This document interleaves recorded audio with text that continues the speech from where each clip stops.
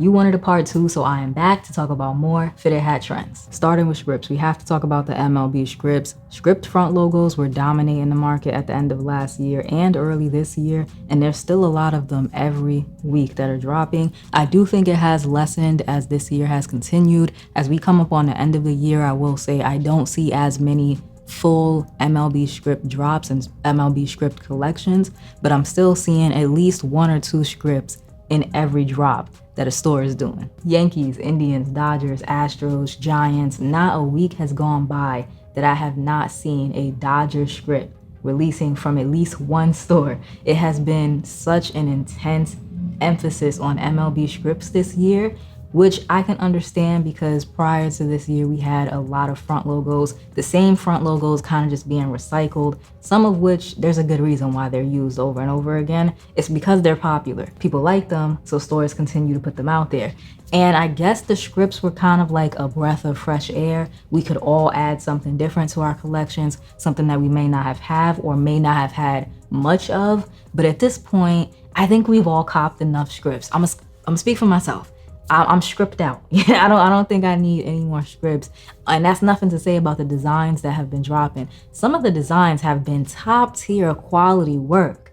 I just don't think I need that many scripts in my collection. So again, I'm not surprised at all that these have really taken off. If I have 10 Yankees hats and they're all the same Yankees front logo, a Yankees script might be a good way to switch things up. And the same idea applies to the rest of the teams. So I fully understand the diversity that this is adding to some people's collections. As far as my personal style goes, I've always favored the more simplistic front logos, and I'm getting even more back into the simplistic front logos as this year wraps up and comes to an end. So I think my script journey is done, as I kind of said before, but that doesn't mean just because I'm not participating doesn't mean I can't enjoy it. There's plenty of hats that I see on a weekly basis that I love. They're just not gonna come home to my collection.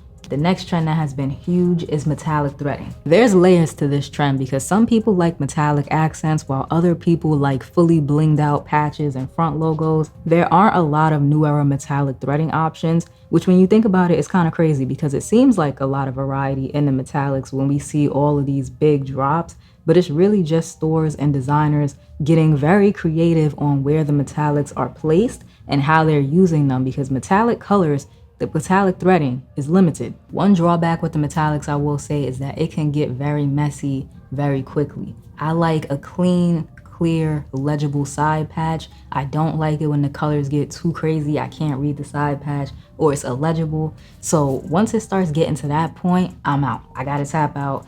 I like my patches to be clear, and that's with or without metallics. So this is something that would apply even if metallics were involved. I just feel like playing with the metallics and designing with the metallics adds another layer of difficulty, and sometimes that's why metallics, in my opinion, can miss the mark. On the flip side of that, I've seen some designers do very interesting things where the patch will mostly be metallics or all metallics. Maybe the text and the dates aren't readable, but the thread placement plays into the hook or the greater inspiration. Again, the creativity with the metallic threading has been very interesting to see. As much as I like metallics, I don't think this trend is gonna last too much longer. I feel like we're gonna start seeing metallics really slow down around the middle of next year. And I say that because it's kind of like the colorful UVs, right? So when it first came out, people was all in on the colorful UVs. Give me the orange, the red, the purple, the ices, people needed all of them, right? But now it's drastically slowed down to where we see people going back to the classics. The gray, the green is really what people are kind of sticking with now. And every now and then you get a red that really pops off. Pinkies and ices are still very popular, but I would kind of put those in their own categories. We'll talk about color UVs in a little bit. Because it has become so popular now, I think people will get tired of the little razzle dazzle, because it's supposed to be a little razzle dazzle, not razzle dazzle all the time, razzle dazzle everything. So I think people are gonna get tired of it, and we're gonna see a drastic cutback, and we'll probably see a lot of sticking to the basics. So we're gonna see gold, silver, maybe that pewter, because that is kind of basic in itself. It's just like a metallic, shiny, blackish gray color, and the copper. I think we're gonna see those 4 a lot, but the other colors may slow down. I'm not saying it will die out completely. I'm just saying the craze and the hype around it will definitely taper off. We can't talk about fitted hats without talking about pins. Pins should have absolutely been in my part 1 video, but we're gonna talk about it now. I think pins were kind of at the height of their game in 2019 to 2022, and then I feel like I saw a drastic cutback in terms of pin drops. There used to be pin drops every week, just like there were hat drops, but now I see way less pin designers, way less pin drops. And I think that's just because with everything else, it gets redundant, it gets too hard to keep up with, and people kind of just fall off. People are also just wearing them less. Before, I would see 7, 8 pins on one hat. Now I mostly see 2, 3 pins on a hat, and that person usually just keeps using those same 2 to 3 pins. That's what I see on my feed. Y'all tell me if you see something different, but you know, the heavy hats, I see them a lot less now. I also think the introduction of blips changed things up because nobody likes putting holes in their hats. That's always been the drawback with the pins. We love the pins, but the holes are a bit annoying. So the blips were a solution and they were different. I really like the blips, but I'm also in that category of people who really only rocks 1, 2, maybe 3 pins on a hat. And most of the time I'm rocking my hat just the way that it is. I curve it and I go. Most of the time I don't even put a pin on it unless I'm really trying to like be strategic about something. I also think money plays a big part. $60 plus having to pay $15 or $25 for a pin. Now you're spending $75, $85, and it makes a big difference. We also have to talk about the fact that a lot of pin designers are now hat designers. They've transitioned, they're making hats now. Pins are very much a for the community, by the community type of thing. So if the community is focused elsewhere on making hat designs, then obviously the pins are not getting that much attention. Now we're gonna talk about color UVs. Color UVs were a major trend, and it can be argued that color UVs are really what brought fitted hats back to the forefront. I really do feel like this conversation needs to be broken down into pinkies and ices and then every other color. So that's what I'm gonna do, and I'm gonna start with pinkies and ices. The reason I say pinkies and ices deserve their own section of the conversation is because the success of the pink bottom is the only reason why stores were willing to try other colors. The pink bottom originated at Hat Club, and their success inspired other stores. You can agree, you can argue, but facts are facts, and to this day, there are people who don't buy pinkies and ices from any other store. I'm not telling you where to buy your hats. I don't care where you buy your hats. What I'm saying is that when we're talking about pinkies and ices, there's a whole other level of significance that's happening in that conversation. It's not just a trend. There's another conversation happening here. Those who get it, get it. Now let's move on to the other colors. I don't think there's a color that stores didn't experiment with. There were red UVs, brown UVs, peaches, blues, and then it just stopped. This trend fell off so abruptly. All of a sudden, people really wanted their greens and grays back. Most of the hats dropping now are greens and grays, and if they're not, you'll always hear someone say, oh, I wish this was a green UV, or I wish this was a gray UV. If you've been watching the channel, you probably already know how I feel about this one. I love colors. I love colors, and so color UVs are a big reason, one of the biggest reasons why my collection is so big. And that's not a flex. There's plenty of people out there with bigger hat collections than me. I'm just saying the reason why I've bought so many over the last couple years is because of the colors that were available, the colors that we were seeing, the color combinations. That is the reason why I purchased so many, because I really like the colors. I love that certain stores are still dropping color UVs and they haven't just, you know, cut themselves off to greens and grays. There's always gonna be a place in my collection for greens and grays. Those are the classics, I get it. But I personally, for my personal style, I really do enjoy the different colors that we see in fitted hats. I think it makes them unique. I think it makes, you know, different hats special.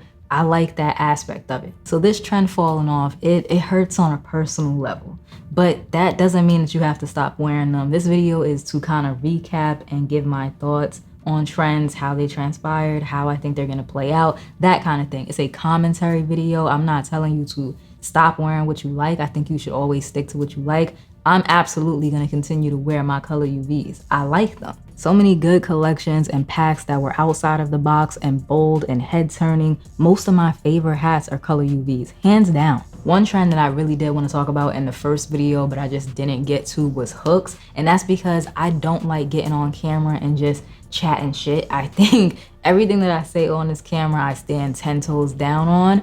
And that's a point of pride for me. Everything that I've said on this camera, I will say again, I will say to somebody's face. So I don't play when it comes to kind of putting my name behind things. So my thoughts around hooks were not fully together then. They are now, so let's get into it. If you don't know what a hook is, long story short, a hook is an inspiration. So for example, this Ronnie Fitted's hat is hooked to Drake's Worst Behavior album. It's just another way of saying that the hat is inspired by the album. And that brings me to the first kind of hook that I want to talk about, which is music hooks. I'm gonna give credit where credit is due and say that Hat Club really kicked this off with their aux pack. That was the first collection, full collection that I saw of hats that were inspired by music albums. And at that point, I think it was the best done collection. Have other stores came out and made stellar hats that have been inspired by music? Absolutely, but I'm gonna give credit where credit is due. And I think Hat Club deserves their props for that. Like I said in part one, if stores see something is working, of course they're gonna jump on it and try to do their twist. So a few stores now have dropped hats and hat collections based on music. The problem is that it just never stopped. Even if the hats are good, there can only be so many times that an inspiration can be used before it becomes predictable and loses its impact, especially when everyone is taking inspiration from the same music artist and not introducing anything new to the mix. At the end of the day, a good hat is a good hat. The hat should be able to stand alone and be purchased if nobody has any idea what the hook or the inspiration behind it is. But there are some hooks that I feel like have just been ran into the ground, and music is one of them. If we want to get very specific, very nitpicky, Kanye West. Kanye West has been his albums have been absolutely ran into the ground as hooks. I don't want to see any more Kanye West hats. What else are you gonna do at this point? There's so many artists out there, so many albums out there. Why do you keep having to do Kanye West? And that's not to any store in particular or any designer in particular. It's a general statement. Why do we have so many Kanye West hooks? They all look the same to a certain extent. I feel the same way about anime hooks. I think it's starting to get a little bit overdone, and that doesn't mean that it has to stop or that I'm not gonna buy any, because again, a good hat is a good hat. And I'm gonna say that over and over again because I feel like some people are only gonna hear part of what I'm saying. We've seen the Demon Slayer hats. We've seen the Dragon Ball Z hats. We've seen it. We've seen it. Do something else. So yeah, it's a tricky conversation. I love seeing people's different takes on kind of the same thing, but then when we have hundreds dropping every week, it gets redundant. If we could still get the same inspirations, but get different hats, you know, same inputs, different outputs, I'm fine with that too, because at the end of the day, I just want different hats. All of the hats right now are starting to look very, very similar, and that's not fun for me. If you want a part 3, you already know what to do. Like, comment, subscribe, show a small YouTuber some love, and I will check y'all out in the next one.